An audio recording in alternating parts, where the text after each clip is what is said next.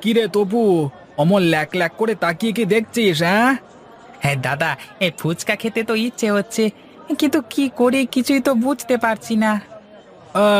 পকেটে টাকা নেই বুঝি? না দাদা, বাড়িতে টাকার কথা বললে তো ধরে ঠ্যাঙাবে। একে তো সারাদিন কাজ কাম না করে বাইরে টোটো করে বেড়াই তোমার সাথে।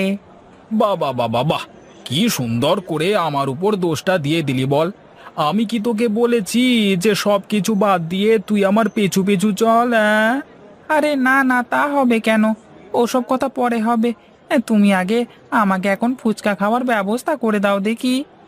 বেশ বেশ, তুই কিচ্ছু চিন্তা করিস নে, চল আমার সাথে, দেখি কি করা যায়। এই তো পেয়েছি, এই চল এখন আমার সাথে।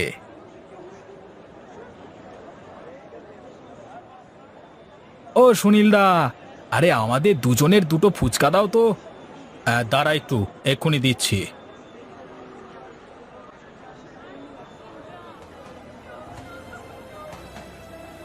এ কি, এই ফুচকার মধ্যে ফড়িং মরে পড়ে আছে তো।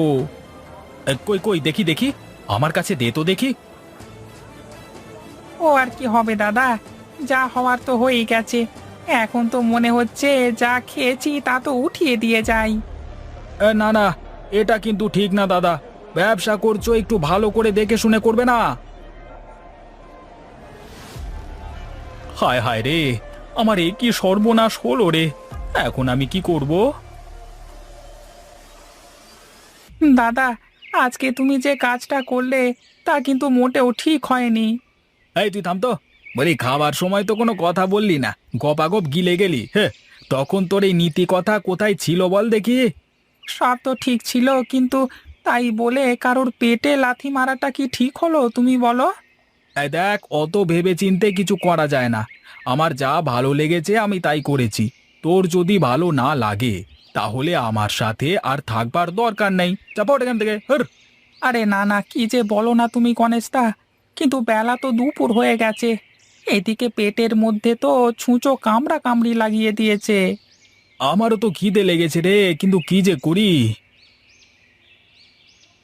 হ্যাঁ, এই তো পেয়ে গেছি, একটু ওপরে তাকিয়ে দেখ তো তপু। আরে সাবাস, এই জন্যই তো বলি খিদে এত তাড়াতাড়ি লাগলো কেন। এবার আমগুলো পেরে ফেলো দেখি। বেশ বেশ, চল চল, দুজনে মিলে আমগুলো পারবার চেষ্টা করি।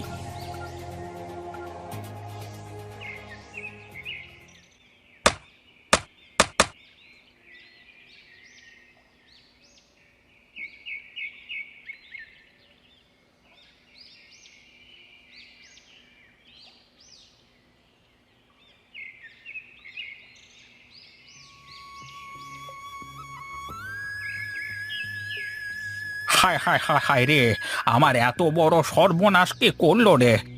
এখন আমার কি হবে রে?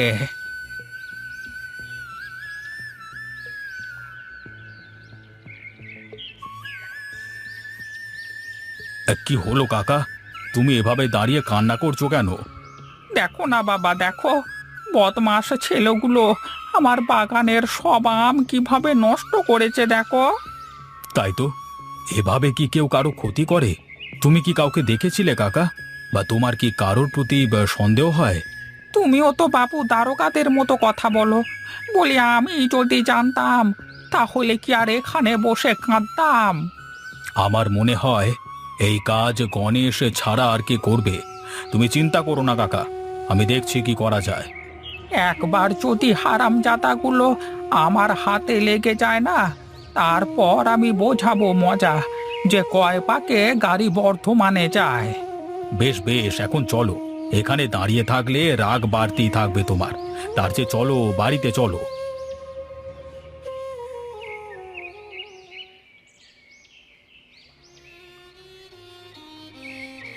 কি গো, আজ এত তাড়াতাড়ি চলে আসলে যে?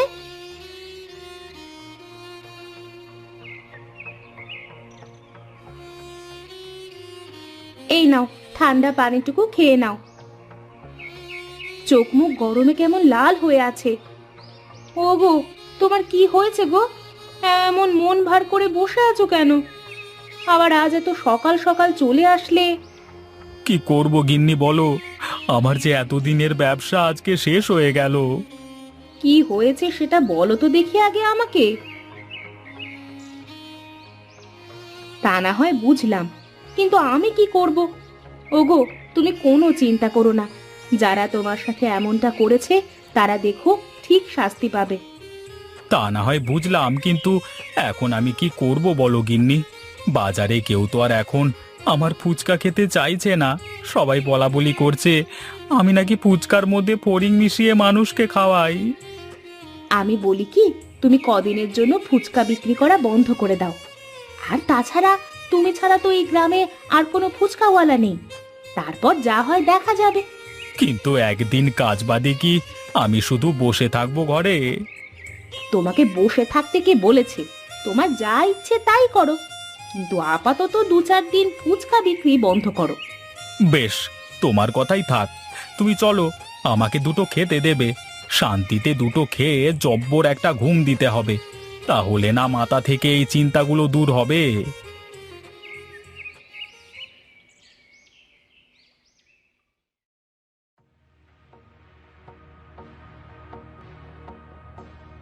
এই যে এসে গেছে আমার দুই সোনার টুকরো। হ্যাঁ, না না দাদা, সোনার টুকরো নয়, বলো একটা হীরের টুকরো।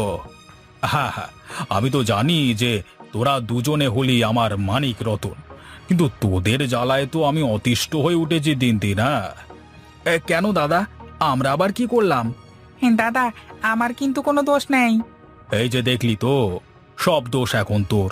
গায়ে যত অপকর্ম, সবকিছু তো তোর হাতেই সম্ভব, তাই না?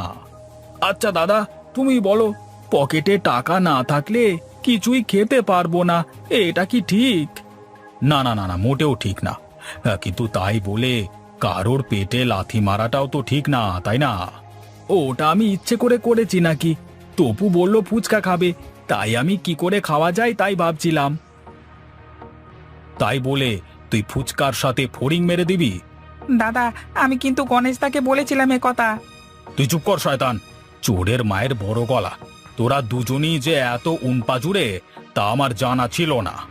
বিশ্বাস করো দাদা, আমরা আর এরকম কাজ কখনো করব না, এবারের মতো মাফ করে দাও। হ্যাঁ তাই তো, বলি রামু কাকার গাছ থেকে অত আমকে পেরেছে শুনি? আমি বলবো দাদা। না থাক, আমি জানি এ কাজকে করেছে। শোন, তোদের বলি, আমি যেন তোদের নামে আর কোনো কথা কখনো না শুনি। এখন থেকে তোরা ভালো মতো থাকবি, মানুষের পাশে দাঁড়াবি, তাদের সাহায্য করবি। মনে রাখিস, আমি যদি এ গায়ের মোড়ল হতে পারি, তাহলে কিন্তু সবচেয়ে বেশি লাভ তোদেরই হবে। শুনলি তো তপু, দাদা কি বলে গেল? আমাদের এখন মানুষের পাশে দাঁড়াতে হবে। হ্যাঁ দাদা, এখন থেকে আমাদের আর এসব করে বেড়ালে চলবে না। চল, এখন বাড়ির দিকে যাওয়া যাক।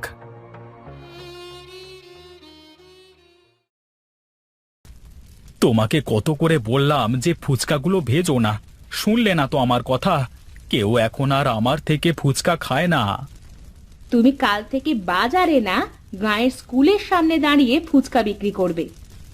স্কুলের সামনে বিক্রি করলে কি সবাই আমার ফুচকা খাবে? খাবে মানে কি গো, স্কুলের ছেলে পেলে খুব খাবে। কিন্তু গিন্নি, আমার তো ভয় হয়, যদি আবার কোনো সমস্যা হয়ে যায়। কিচ্ছু হবে না, তুমি বেশি চিন্তা করো না তো।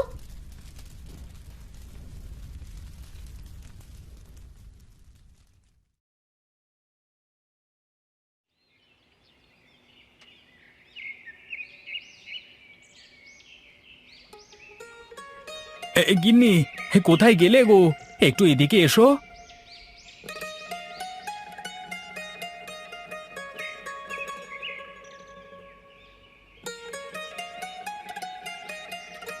এগুলো কেমন করে হলো? আমার তো বিশ্বাসই হচ্ছে না, এ তো দেখি লাল ফুচকা। বুঝলে গিন্নি, বোধহয় ওনার কৃপাদৃষ্টি আমাদের উপর পড়েছে গো। ওগো যাও যাও, তুমি গিয়ে দেখো এই লাল ফুচকার ব্যবসা কেমন হয়।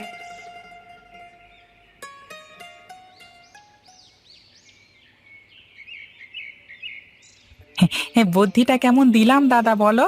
ফুচকার রংটা বদলানোর সাথে সাথে কেমন হিড়িক পড়ে গেল, দেখেছো তো? তুই ছোট হলেও তো তোর মাথায় অনেক বুদ্ধি রে। চল চল, এখন সুনীলদাকে গিয়ে সব কথা খুলে বলে আসি। এ কি, তোরা আবার এসেছিস? এবার কি আমার দোকানটাই তোরা শেষ করে দিতে চাস? না না দাদা, এখন আমরা আর আগের মতো নেই। আমরা তোমার ভালোর জন্যই এসেছি। দাদা, যা হয়ে গেছে তা মনে রেখো না। এখন তো তোমার ব্যবসা আগের থেকে ভালো চলবে। লাল ফুচকার ব্যবসা যে শুরু করে দিয়েছো। কিন্তু দাদা, আমরা ছাড়া কিন্তু তোমার এই লাল ফুচকা বানানো সম্ভব না। কেন কেন? তার মানে এগুলো তোদেরই কারসাজি? হ্যাঁ দাদা, কালকে রাতে আমি আর তপু আমরা দুজনে এটা করেছি। এই নাও দাদা, এটা অরিজিনাল জাফরান। এই জাফরান দিয়ে তুমি ফুচকা ভাজলে তোমার সব ফুচকা লাল রঙের হবে। আর হ্যাঁ শোনো, এতে কোনো সমস্যাও হবে না কারো। আমাদের তুমি ক্ষমা করে দিও দাদা, আমরা না বুঝে তোমার ব্যবসাটা নষ্ট করে দিয়েছিলাম। আরে না রে পাগল, তোরা যে তোদের ভুল বুঝতে পেরেছিস সেটাই অনেক। এখন তাহলে আমরা যাই দাদা, আমাদের আবার রামু কাকার সাথে দেখা করতে হবে। সে কি দুজনে ফুচকা খেয়ে যা? না দাদা, আগে কাজটা সেরে আসি, তারপর দেখা যাবে।